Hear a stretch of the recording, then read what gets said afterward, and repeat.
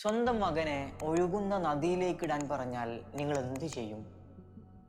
ഒരു ഉമ്മാക്ക് അങ്ങനെ ചെയ്യേണ്ടി വന്നിട്ടുണ്ട്.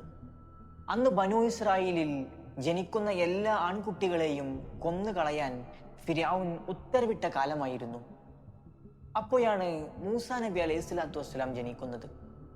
എന്ത് ചെയ്യണമെന്നറിയാതെ രാജകൽപ്പനയിൽ ഭയന്നിരിക്കുന്ന സമയത്താണ് അള്ളാഹുവിൻ്റെ കൽപ്പന വരുന്നത്. അവനെ മുലയൂട്ടുക, ഭയപ്പെടുമ്പോൾ നദിയിലേക്ക് ഒഴുക്കി വിടുക, ഭയപ്പെടേണ്ട, ദുഃഖിക്കേണ്ട. വിറക്കുന്ന കൈകളോടെ ആ ഉമ്മ തൻ്റെ മകനെ ഒരു പെട്ടിയിലാക്കിയിട്ട് നദിയിലേക്ക് ഒഴുക്കി വിട്ടു.